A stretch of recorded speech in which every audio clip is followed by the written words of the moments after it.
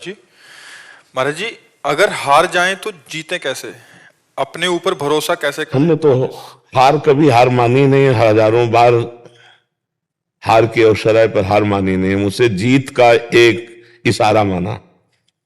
जब हार होती तो हम उसमें ढूंढते हैं कि मेरी हार कहां से हुई, कौन सा पॉइंट है जिसमें हमसे चूक हो गई, तो हमारी जीत का वो कदम बनेगा। हार को हमने कभी हार माना नहीं, कभी निराश नहीं हुई, कभी हताश नहीं हुई। जिद्दी स्वभाव, ये हम अपने लिए नहीं कर रहे, ये उत्तर दे रहे हैं हम आपको। हाँ, हार को कभी हार मानना नहीं, निराश नहीं, उदास नहीं, हताश नहीं। हार गया तो मैं किस पॉइंट से हारा, मुझे देखना है। मेरे अभ्यास में कमी हुई या मेरे अंदर प्रमाद स्थिति आ गई। हम इसे भाग्य नहीं मानते। भाग्य को तो झाड़ू लगा के कोने में रखना है, नहीं तो भगवत प्राप्ति भाग्य से नहीं होती। हमारा भाग्य कितना बड़ा, पीछे का कर्म ही तो है। हम इतना विशाल कर्म करेंगे कि उसे दबा देंगे। राधा राधा राधा, और चूक कहां हुई? रात दिन अपने कर्तव्य कर्म के अभ्यास में दृढ़ हो जाए तो सबसे ज्यादा प्रवीण हो जाएगा। अभ्यास में बहुत बड़ी ताकत है, बहुत बड़ी ताकत। आंख मूंद करके आदमी को लिटा करके आसपास नारियल लग करके गन से मार रहा है, जरा चूक जाए तो उसकी खोपड़ी फट जाएगी। अभ्यास, अभ्यास योग युक्त चेत सा नाम गामिना। अर्जुन जी को अभ्यास से दिव्य बनना हुआ। जब देखा कि दीपक बुझ गया और भोजन का कवल मुख में ही गया, तो अर्जुन ने कहा ये ऐसा कैसे हो गया? हम प्रकाश में पा रहे थे, इसका मतलब इसका अभ्यास है। मतलब अभ्यास अगर हो जाए तो कुछ भी किया जा सकता है। रात्रि में साए साए बाणों की, तो उनके जो गुरुदेव थे वो गए, देखा तो उनका, अर्जुन इतना तुम्हारे अभ्यास में प्रियता है, तो उनका गुरुदेव विश्व का सबसे बड़ा धनुर्धर बनना है। तो द्रोणाचार्य जी ने कहा मैं आशीर्वाद देता हूं तुम्हारे अभ्यास को देखकर कि विश्व में तुम्हारे जैसा धनुर्धर कोई नहीं होगा। तो हम भी भगवान के अंश हैं यार। हम थोड़ी चूक कर देते हैं, मनोरंजन के लिए हम ढील दे देते हैं, अपने अभ्यास में प्रमाद कर देते हैं। चाहे पढ़ाई हो, चाहे जो भी हो, हमको बिल्कुल उसमें तन्मय रहना है। राधा राधा राधा, पढ़ाई हमारा कर्तव्य। तो हम, इतनी मोटी ग्रंथ होगी, हम उसे कंठस्थ कर लेंगे, पूछो कहां से पूछोगे। पर यह तभी होगा जब ब्रह्मचर्य ठीक होगा, खान पान ठीक होगा, नहीं तो स्मृति का नाश हो जाता है ब्रह्मचर्य। आज जो नए बच्चे हैं ना, ब्रह्मचर्य का नाश मतलब स्मृति का नाश। दिमाग, प्रमाद, गंदी बातें देखना, यही सब अच्छा लगेगा। उन्हें हम कह रहे ब्रह्मचर्य में इतनी ताकत है कि कोई भी बात आप सुनाओ और 10 दिन बाद आप पूछ लो आकर के, वही वैसे उस मिलेगी। तो हमें लगता है कि जैसे शरीर स्वस्थ है और ब्रह्मचर्य हो, तो ये तो बहुत छोटी छोटी किताबें होती, इतने मोटे मोटे ग्रंथ ऐसे पूरे याद हो जाते हैं दिमाग में। एक बार सुनाओ, दिमाग में बैठ गए, क्योंकि स्मृति है। अब नए नए बच्चे गंदी गंदी बातें देखते हैं, गंदा भोजन करते हैं, व्यसन करते हैं, तो उनकी स्मृति पढ़ाई में कहां लगेगी? फिर तो गंदी गंदी बातों में लगेगी। और फिर जब हार जाते हैं तो सोचते हैं कि शरीर को नष्ट कर दें, क्योंकि ताड़ना मिलती घर से कि इतने पैसे लगाए पढ़ाई में, ऐसा तुम कर दिए। तो माता पिता तो बड़ी मेहनत से कमा कर तुम्हें पढ़ा रहे हैं, तुम बेशन आदमी ऐसे। तो हमें लगता है बच्चा कि अगर संयम से चला जाए तो जिस डिपार्टमेंट में हम हो, हम जान की बाजी लगाकर ऐसा अभ्यास करें, कौन किस में फेल हो जाएंगे। ये बाबागिरी कोई छोटी मोटी युद्ध वाली बात नहीं, बहुत बड़े युद्ध की बात है, बहुत बड़े युद्ध की बात है। ये कोई खिलवाड़ नहीं। जैसे अपने लोग बचपन से आए ना, भूख प्यास गर्मी सर्दी काम क्रोध लोभ मोह मद मत्सर, लोगों की गालियां सामने से, तो हमें हारना नहीं। हम अपने उदाहरण से कहते हैं, अगर हम आज जरा सा अपने को स्वीकार कर लें कि मैं किडनी फेलियर आदमी हूं, तो उठने लायक नहीं हूं, उठने लायक नहीं। हार नहीं मानी, आज भी हार नहीं मानी। हम अपने समय से देखते हैं, हमें उठाओ, हमें स्नान करवाओ, हमें चलो ले चलो, हमारी दिनचर्या चलेगी। मतलब बहुत जिद्दी स्वभाव, जिद्दी स्वभाव। मतलब प्राण दे सकते हैं लेकिन अपना नियम नहीं तोड़ सकते, अपनी दिनचर्या नहीं तोड़ सकते। तब जाकर के ये स्वभाव और श्री जी की कृपा, तो ये आज जो है दिनचर्या चल रही। नहीं तो बच्चा हारना है ही नहीं। हम हार में विजय खोजते हैं। हमें विजय का वही खोज मिली जहां हम हारे, जहां हमें हारने की नौबत आई वहीं खोजा विजय। कहां से? तो सूत्र मिला, विजय का सूत्र मिला हार से। तो हार कोई बुरी चीज नहीं है, निराश नहीं होना चाहिए, हमारी और उछाल होगी। खिलाड़ी का गेंद जब ऐसे नीचे जाता है ना, तो ये ना समझे नीचे गया, वो नीचे से थपक मारेगा तो अपने लक्ष्य पे जाएगा। हम सब भगवान के हाथ के बाल हैं, हमको चिंता नहीं करनी है, बस हमें अभ्यास करना है और भगवान का चिंतन करना। कोई भी कार्य ऐसा दुर्लभ नहीं जो हम कर न सके। हम मनुष्य हैं, भगवान के अंश हैं, हमको हारना नहीं। 1000 बार हारेंगे तो भी हम दौड़ पड़ेंगे अपने लक्ष्य की तरफ। हार कर नहीं बैठ जाएंगे कि यार 1000 बार हार गए अब क्या जीतेंगे। नहीं नहीं, हम हार को जीत में बदलेंगे, तभी बात बनती नहीं। अगर ऐसे तो फिर आदमी बोले ये फसल नष्ट हो गई, हम फेल हो गए, हम हार गए, शरीर छोड़ने से वही 5 स्टार होटल थोड़ी रखा है कि आओ स्वागत है तुम्हारा, भूत प्रेत बनोगे और परेशान होगे। इसलिए बहुत हिम्मत करके, मनुष्य जीवन संघर्ष का जीवन है। हम तुम तो जीव हैं, भगवान के अंश है। जब भगवान राम जी अवतरित हुए तो आप उनके जीवन चरित्र को पढ़िए। सुबह होने जा रहा है राज्याभिषेक, जय जय मचने जा रही हो, सामने के 14 वर्ष का वनवास और विशेष उदासी, तापस वेश विशेष उदासी, 14 वर्ष राम वनवासी। और क्या क्या कष्ट प्रभु को सहना पड़ा, नंगे पैर प्रभु ऐसे जंगल में जहां कांटे कंकड़, नाना प्रकार के जंगली जंतु, क्या क्या नहीं कष्ट सहा हमारे प्रभु ने। और वहां पे सिया जी का हरण हो जाता है, ये कितना भीषण युद्ध होता है। कैसे तो आप सोचो, जब प्रभु का अवतार संघर्ष में, तो हमारा संघर्ष में लेगा। अरे हम भी तो उनके बच्चे हैं। जब हमारे पिता आते हैं तो उनका जीवन कितना संघर्षमय होता है। आप देखो कृष्ण जी का, देखो संघर्ष में अवतार हो रहा है। कंस के कारागार में राक्षसी पहरेदारों के अंतर्गत उस अंधेरी कोठरी में हथकड़ी बेड़ियों से जकड़े हैं वसुदेव और देव की, वहां पर ब्रह्म परमात्मा का अवतार, जिनका नाम समस्त बंधनों को काट देता है, वो पधार रहे कहा जहां हथकड़ी बेड़ी जकड़ी है। फिर देखो तुरंत चैन नहीं, इतने बालक जो हुए वो तो कंस ने मार डाले। अब इतने श्याम सुंदर को कम से कम भरनेत्र देख ले तो भय लग गया कि इतने सुंदर बालक को कहीं कंस मार दिया। तो बोले प्रभु हम आपसे इस बात की प्रार्थना करते कि हमारे इस भय को दूर करो। तो बोले भयभीत हो तो गोकुल छोड़े आओ। अपने प्राण प्यारे सर्व सुंदर बालक को दूसरी जगह छोड़ने के लिए विवश होना पड़ा। आप देखो भगवान वहां कितने दिन टिके ब्रज में, प्रगट लीला में 11 वर्ष। मथुरा से द्वारिका, क्या क्या, जो ही मथुरा पहुंचे तो कंस का वध कर दिया था।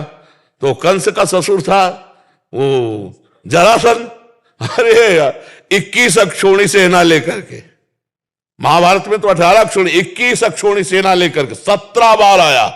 फिर काली अवन आया, 18वीं बार भगवान भागे थे रण छोड़ भगवान, क्योंकि कालियावन को मरवाना था मुचकुंद के हाथ से। फिर सरकार का अंतिम जो लीला हुआ बाण संधान करके। तो आप सोचो जब भगवान अवतरित हो रहे तो इस संसार में उनको संघर्ष सहना पड़ा, तो हम तुमको सहना पड़े। हमारे तुम्हारे सामने तो इतने संघर्ष है नहीं, आराम से खूब बुद्धि को भगवान में लगाते हुए संघर्षों से लड़ना है। हमें ये नहीं सोचना हाय हाय क्यों विपत्ति आ गई, नहीं, विपत्ति आई तो हमको उससे गुजरना है, हमको उससे निपटना है। भगवान ने यही अवतार लेकर के सिखाया है। हम धैर्यवान बने, बुद्धिमान बने, पर इसके लिए भगवान का भजन चाहिए। भजन नहीं है तो फिर रुपया पैसा से धैर्य नहीं आता है।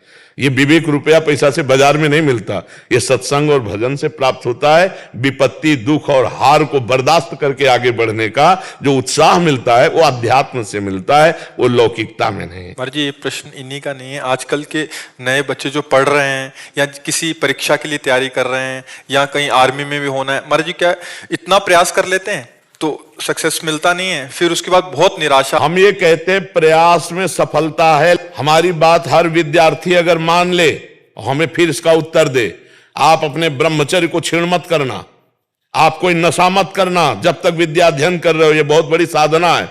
और अगर आप ग्रेजुएट ना हो जाए तो हमें बताना। लेकिन 13-13, 12-12 वर्ष के बच्चे कुसंग के कारण, मोबाइल के कुसंग के कारण गंदे गंदे क्रियाएं करने लगे, गंदे गंदे आचरण करने लगे। अब ये फेल नहीं होंगे तो क्या होंगे? नहीं तो हमारी एक केवल बात समझ लें, ब्रह्मचर्य छीन होने मत देना और कोई नशा मत करना। फिर आपको देखो अपने आप ब्रह्मचर्य आपको पढ़ाई में न लगा दे तो बताना। आपको सच्ची कहते हैं कि इतना ब्रह्मचर्य में ताकत है कि जैसे चतुरासी जी है तो जो प्यारो करे से है ना, तो ऐसे पीछे से आज वह देखियो तो प्यारी रंग भरी, यहाँ जो प्यारो तक, जो प्यारो से वहां से वहां, जैसे 100, 99, 98, 97, 96, 95, 94, 93, 92, 91 बचपन में याद की थी गिनती, ऐसे उल्टा और सीधा दोनों तरफ से ग्रंथ याद, अमुक संख्या अमुक संख्या अमुक संख्या अमुक संख्या। हम अगर जिस कार्य में लगे तो उसमें तन्मयता, अब कैसे बताएं, सैकड़ों हजारों बच्चों में फैल गया है हस्तमैथुन, हजारों बच्चों में फैल चुका है। मुख्य कारण यही। हाँ, और मुख्य कारण यही, और डॉक्टर सपोर्ट करते हैं तुम्हारा स्वास्थ्य अच्छा रहेगा।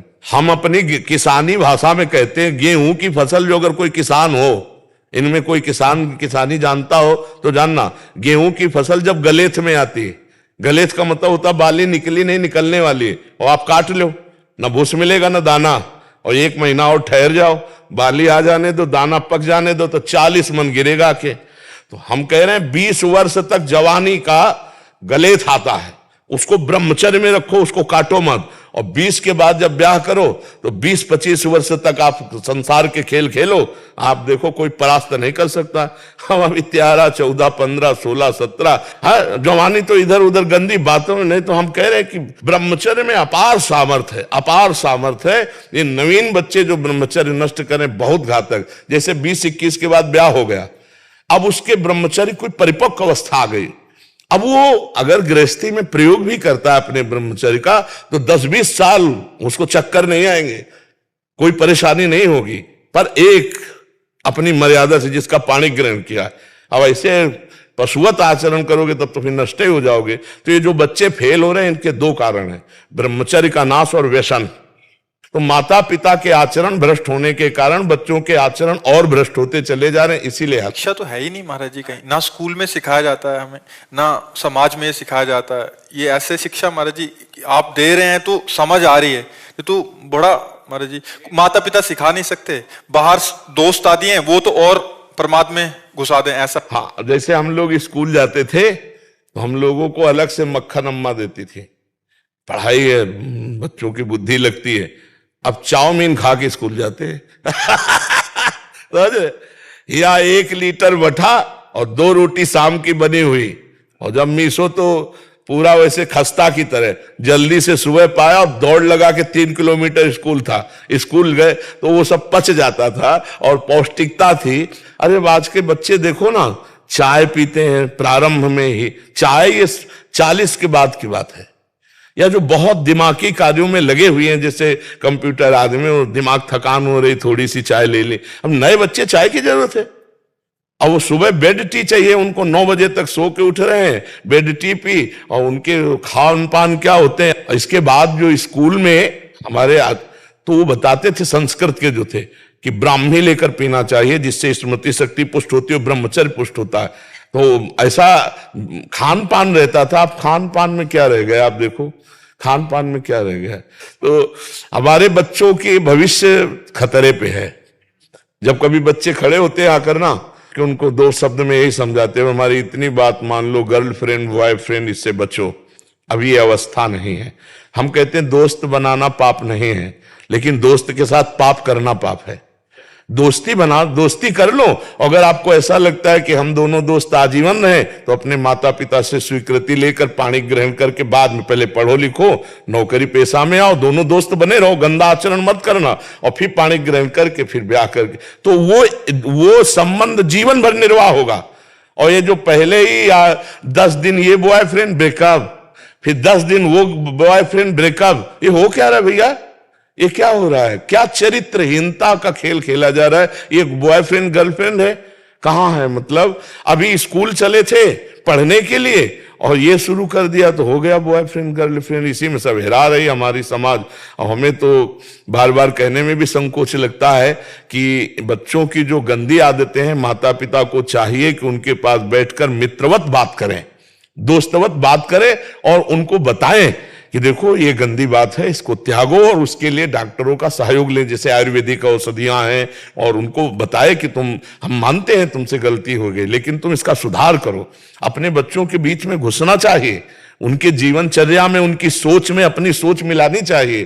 तो इसलिए हमें लगता है बच्चों से अब ऐसी बातें नहीं करना चाहिए कि अगर गलत किया तुम नहीं, अगर गलत हो जाए तुमसे ना, तो तुम हमारे पुत्र हो, हम तुम्हें दोस्त की तरह बचाएंगे, कोशिश करो गलती ना हो, अगर गलती होगी तो तुम्हारी गलती में हम सम्मिलित रहेंगे, हम तुम्हारे दोस्त भी हैं। तो बच्चे का उत्साह बनता है, वो अपनी हर बात माता पिता से शेयर कर सके तो बच सकता है। पर ऐसा प्रायः माता पिता नहीं होते हैं, प्रायः भय प्रदान कर देते हैं। हमें लगता है भय की वृत्ति से आप बच्चों को नहीं बचा सकते, प्यार की वृत्ति से बचा सकते हो, भय वृत्ति से नहीं बचाया जा सकता। और ये बहुत बड़ा रोग है, आपको हम कैसे बताएं। एक 13 वर्ष का बच्चा खड़ा होना मुश्किल हो गया। अब बच्चे हैं, उनको तो कुछ समझ में नहीं आ रहा, उनको तो लग रहा है सुख का साधन है, और वो 8-8, 10-10 बार तो खड़े होना मुश्किल हो गया। तो हमें लगता है यार बच्चों को बचाओ। तभी हमारे भारत की जो पीढ़ी है वो, इन्हीं में कोई एमएलए है, इन्हीं में कोई सांसद बैठा हुआ है, इसी में कोई महात्मा बैठा हुआ है। मान लो अपने लोग स्कूल में पढ़ रहे थे, पता थोड़ी होता कि हम एमएलए बनेंगे। अगर सही संस्कार हुए तो हमारे भारत का इसमें उत्थान होगा कि ये नई पीढ़ी संभाल ली जाए, माता पिता समाज मिलकर के इनको व्यसन मुक्त करे, व्यभिचार मुक्त करे, तो ये आगे बढ़ सकते हैं। पंडित दीपक शर्मा जी, रतलाम, मध्य प्रदेश। राधे राधे महाराज जी। सरकार आपके चरणों में कोटि कोटि प्रणाम। गुरुदेव भगवान, श्री जी ने इस दास को एक कर्मकांडी ब्राह्मण के रूप में कार्य पर लगाया हुआ है। गुरुदेव, जब किसी के ग्रहों के प्रतिकूल प्रभाव के कारण हम अलग अलग ग्रहों के उपचार हेतु उनके नाम का जाप अनुष्ठान करते हैं, जब इस सृष्टि को बनाने वाले समस्त ग्रहों इत्यादि को बनाने वाले श्री हरि हैं, तो क्या अलग अलग ग्रहों को साधने की बजाय यजमान को हरि तत्व से जोड़कर उनके पूरा क्लियर। जब जानकी नाथ सहाय करे तब कौन बिगाड़ सके नर तेर ले। हाँ, जो पे कृष्ण चरण मन अर्पित तो करी है का नवग्रह रंक, एक भगवदानंद, एक भगवत नाम, एक भगवत रूप, भगवत लीला, संपूर्ण विघ्नों का ना हरि स्मृति सर्व विपद विमोक्षणम। भगवान का स्मरण मात्र समस्त विघ्नों का नाश कर देता है।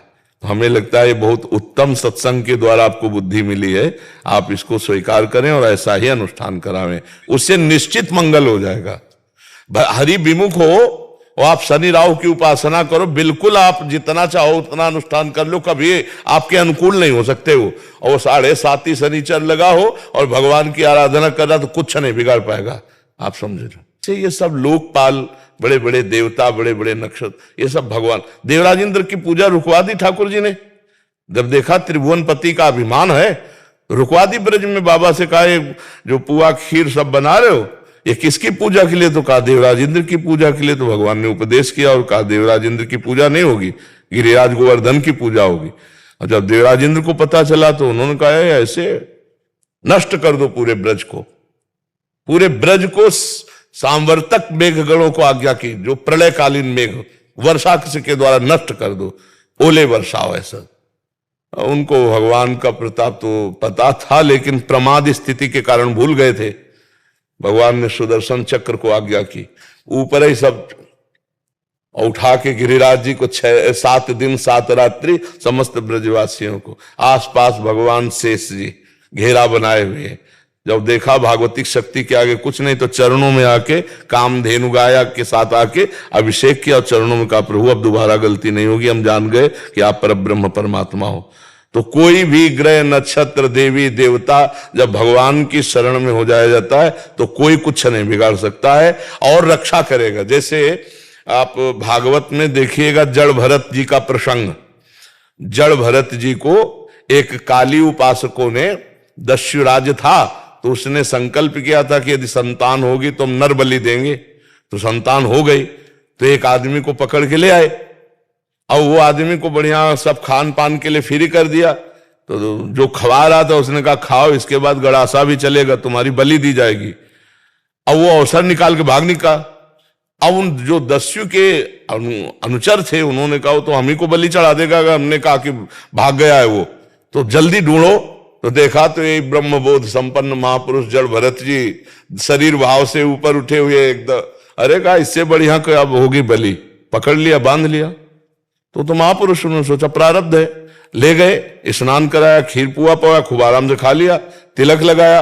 और जे ही देवी के सामने गर्दन झुकाई तो देवी की प्रतिमा में ऐसी जलन पैदा हुई कि देवी प्रतिमा फोड़ करके प्रकट हो गई और वही तलवार लेकर अपने ही पूजकों को काट डाला।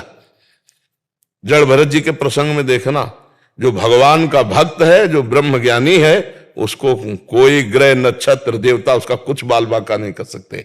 क्योंकि सब में ब्रह्म बुद्धि रहती, भगवत बुद्धि रहती, तो हमें लगता है सही उपचार यही, हरि स्मृति सर्व विपदि मोक्षणम, समस्त दुखों से बचने का उपाय एकमात्र भगवान के चरण है।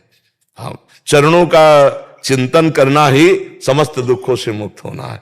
ऐसे भगवान से विमुख रहो, चाहे जितना आप किसी को अनुकूल करने की कोशिश करो, कोई जा पर कृपा राम की हुई ता पर कृपा करे सब कोई, यह सिद्धांत समझ ले, बहुत उत्तम बात है जी। ललित सिंह जी जयपुर से। राधे राधे। राधा वल्लभ श्री हरिवंश महाराज जी, दंडवत प्रणाम। महाराज जी, प्रेम प्राप्ति में सुख की आशा बाधक क्यों है? क्योंकि सुख देह धर्म से युक्त है और प्रेम भागवत धर्म से युक्त है। समझते हो? प्रभु से प्रेम होता है तो प्रेम गलियति साकरी तामे दोनों समाये। प्रेम में दो वृत्तियां नहीं चल सकती, अपना सुख और इष्ट का सुख नहीं चल सकता। अपना सुख तो देहाभिमान युक्त भोगानंद जो है ना, और परमात्मा सुख तो देह भाव विस्मृति, पांचों भूले देह शुद्ध विस्मृति प्रेमानंद भगवदानंद। इसलिए प्रेम में स्वसुख वांछा बाधक है, तत्सुख भाव पूरक है। स्वसुख वांछा देह भाव को लेकर के है, इंद्रियों को लेकर के है। जो भगवत सुख का आनंद लिया जाता है वो स्वसुख वांछा नहीं, वो तो हमारी आत्मा है। आत्मा हरिवंश प्रगट परमानंद श्री हरिवंश प्रमाण मनम, हमारी वो तो आत्मा है। जो आत्म सुख भगवत सुख है, जैसे हम प्रभु के ध्यान में सुखी हो रहे हैं, तो ये तत्सुख है। तत् माने प्रभु, उनको प्रभु सुख है। और ये पर सुख है, देह पर है, जगत पर है, ये पर सुख है। पर सुख का मतलब हम सुख में आए तो हम गए, और तत्सुख भगवत सुख है। तत् माने परमात्मा सुख, तत्सुख परमात्मा सुख। तो अगर हम परमात्मा सुख में डूबे हुए तो प्रेम में डूबे हुए हैं, और देह भाव में डूबे हुए तो भोगानंद में डूबे हुए हैं। खान पान देखना सुनना ये सब जितने सांसारिक भोग हैं, शब्द स्पर्श रूप रस गंध, इनसे राग होता है, मोह होता है, आसक्ति होती, प्रेम नहीं होता। प्रेम तो सिर्फ प्रभु से होता है। संसार में यही जो प्रेम फैला तो उसको राग कहा गया, मोह कहा गया, आसक्ति कहा गया। और जब वो परमात्मा की तरफ गया, प्रियालाल की तरफ गया, तो वो प्रेम कहा गया। प्रेम में स्वसुख वांछा नहीं होती। सेवक सुख चाहे मान भिखारी, सेवक बन करके अपना शरीर सुख चाहे तो सेवा कैसे कर पाएगा? तो इसलिए स्वसुख वांछा बाधक है। अब आगे बढ़ोगे तो खुद दिखाई देगी स्वसुख वांछा कितनी बाधक। अब हम अपने सुख के किसी एक इंद्रिय सुख में फंस जाए तो प्रियालाल का विस्मरण होने लगेगा, प्रियालाल की सेवा सुख की भावना नहीं बन पाएगी। अपने सुख का चिंतन, ये खाना, ये देखना, ये भोगना, किसी एक वृत्ति में फंस जाए तो प्रेम में बाधा खड़ी हो जाएगी। जब सर्व इंद्रियां पूरा मन अपने इष्ट में, सुधो चले आपने धर्म रसकन सो प्रीतम का है, कबहू काल वृथा नहीं जाए। एक सेकंड भी ना अपना शरीर का चिंतन, ना भोगों का चिंतन, एकमात्र भगवत चिंतन, तब प्रेम प्रगटता है। ऐसे थोड़ी प्रेम प्रगटता है, वो कहे दो चार बूंद आंसू आ जाना प्रेम थोड़ी है। प्रेम का मतलब है आठों पहर अपने इष्ट के चिंतन में बढ़्यो आनंद मोद सबके, महाप्रेम सुरंग रंगी, और न कछु सुहाय तिनको जुगल सेवा सुख पगी, निशिदेव से जानत ना ही सजनी, एक रस भींजी रहे गोप गोपिन आदि दुर्लभ, ते सुखे दिन प्रतिलह। बढ़े आनंद मोद सबके, महाप्रेम सुरंग, महाआनंद महाप्रेम प्रियाजू के चरणों से है।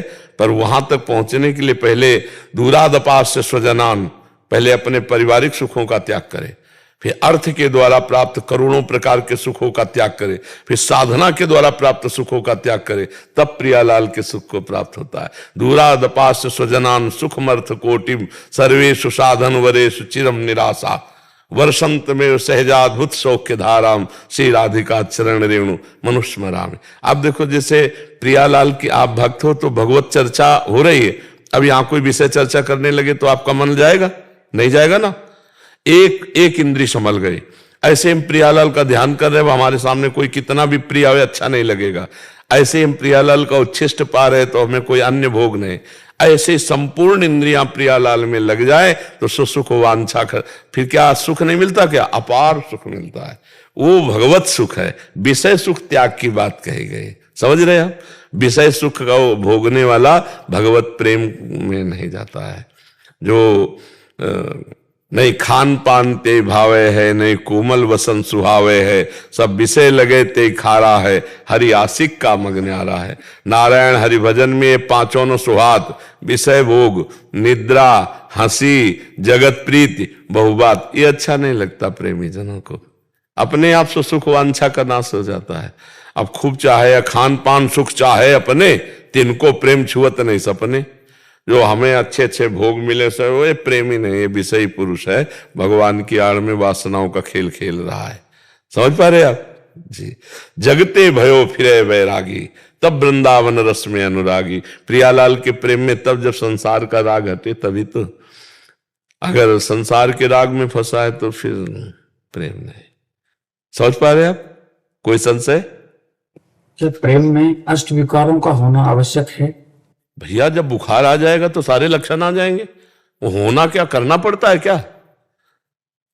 विकारों का जो अष्ट विकार प्रेम के हैं वो विकार तो नहीं, वो तो निर्विकार है, पर उनको कहा जाता है अष्ट सात्विक भाव कहे जाते हैं उसमें जो आता है। तो जब बुखार आएगा तो उसके लक्षण नहीं आ जाएंगे, तो जब प्रेम आएगा तो उसके लक्षण अपने आप आ जाएंगे। ये मतलब कोई हमारी क्रिया थोड़ी है, वो तो स्थिति है। जब प्रेम आता है तो प्रेम का स्वभाव होता है, वो एक भी कामना नहीं रहने देता। कामना रहितम, माया के 3 गुण है, गुण रहितम, सूक्ष्मतरम, अनुभव स्वरूपम, प्रतिक्षण वर्धमानम, ये प्रेम का लक्षण है। जहां प्रेम आया तो रुदुस्वरम राजन, वो भगवान के लिए रोता है, कभी नाचता है, कभी गाता है, कभी हंसता है। छिन छिन रुदन करंत, छिन गावत आनंद भरी, छिन छिन हार हसंत, ये जो कृपा हरिवंश की, छिन छिन बिहरत संग, छिन छिन निर्खत प्रेम भरी, छिन जस कहा। तब अब स्थिति आ गई तो अपने आप कभी रोमांच हो रहा है, कभी कंपायमान है, कभी रुदन कर रहा है, कभी एक अलौकिक दशा में बैठा हुआ, बाहरी कोई प्रेम का लक्षण नहीं, अंदर भाव समाधि लगी हुई है। ये सब स्थिति में होता है। उसमें थोड़ा है कि अष्ट सात्विक विकार करना पड़ता है क्या, ये तो फिर नाटक हो जाएगा। वो होता है, वो स्थिति होती है उसकी। समझ पा रहे आप जी? एससी सिंह जी लखनऊ से। राधे राधे महाराज जी। महाराज जी मैं कुछ दिनों से नियमित नाम जप कर रहा हूँ और अभी 30 नवंबर को सेवानिवृत्त हुआ हूँ। महाराज जी मेरा एक प्रश्न है। महाराज जी हमें ना तो पूर्व जन्मों का कुछ ज्ञान रहता है और ना ही इस जन्म में 8-10 वर्ष की अवधि तक कुछ याद रहता है। बाद में हम इस संसार व्यवहार, पूजा पाठ, ध्यान, सत्संग आदि से एक स्वरूप पाते हैं और उसे ही अपना स्वरूप मानने लगते हैं, जबकि ये संसार स्वरूप नहीं है। तो हमारा मूल स्वरूप क्या है? क्या प्रभु का अंश होने के कारण हमारा मूल स्वभाव प्रभु का ही है एवं पृथक कोई स्वरूप नहीं है? परंतु भगवत दर्शन होने तक हम एक काल्पनिक स्वरूप बना लेते हैं। आप कहते हैं कि हम मन काल्पनिक और भावनात्मक में अंतर। काल्पनिक सांसारिक बात होती है और भावात्मक भागवतिक होती है। हम भावात्मक स्वरूप करते हैं, हम भाव करते हैं, कल्पना नहीं। कल्पना संसार की होती है, भावना भगवान की होती है। पवित्र शब्द और उसको लाओ भावनात्मक। हम एक भावनात्मक मूर्ति बनाते हैं। हम स्कूल में जब पढ़ते थे तो मानी संख्या दी जाती थी, उससे सवाल हल हो जाता था। आपको पता है मानी संख्या कुछ भी आप रख लो और सवाल हल हो जाएगा। तो ये संसार का जो प्रश्न है कि परमात्मा एक है पर वो अनेक रूपों में है। अब मानी संख्या आप मान लो परमात्मा किसमें? माता में, पिता में, भाई में, बंधु में, गुरु में, पशु में, पक्षी में, दीवाल में, पत्थर में, लकड़ी में, जहां भी तुम मानो मानी संख्या मेरे पर ब्रह्म परमात्मा। अब सवाल हल हो जाएगा। एक जगह आसक्त हो जाओ, मेरे श्री विग्रह में कहीं भी परमात्मा भाव से, वो सब ये सारे रूप प्योर शुद्ध परमात्मा के हैं, प्योर, कोई मिलावट नहीं। जैसे हम किसी बात को समझाने के लिए खंडन और मंडन 2 पद्धतियां अपनाते हैं। अन्वय व्यतिरेक, जैसे वेदांत है, अन्वय व्यतिरेक, ब्रह्म सत्यम जगन मिथ्या। इसके बाद ये नहीं है, ये नहीं है, पीछे देखो शब्द क्या आ रहा है, ये नहीं है। और ये नहीं है, ये नहीं है करते हुए जब पहुंचे जहां, तो फिर सर्वम खलविदम। अब बताओ, ये पहले ही था ना, ये अब तो नहीं हुआ ना, पहले ही था। पर हमको 2 पद्धतियां अपनानी पड़ती हैं राग के कारण। हमारा राग शरीरों से है, तो ये ब्रह्म नहीं है, वस्तुतः ब्रह्म ही है। अब हम तुमको मूल अवतरण से बता रहे हैं, ब्रह्म मूल प्रकृति, त्रिगुणात्मिका प्रकृति, मूल प्रकृति से त्रिगुणात्मिका प्रकृति, फिर उससे महातत्व, महातत्व से अहंकार, अहंकार से त्रिगुण अहंकार, त्रिगुण अहंकार से ये सब पंचभूत आदि, और पंचभूतों में ये सब रचना देख रहे हो। जब समेटता है तो पंचभूत, त्रिगुण अहंकार में, त्रिगुण अहंकार मूल अहंकार में, अहंकार महातत्व में, महातत्व त्रिगुणात्मिका प्रकृति में, त्रिगुणात्मिका प्रकृति मूल प्रकृति में, मूल प्रकृति में ब्रह्म। तो ये सब है क्या?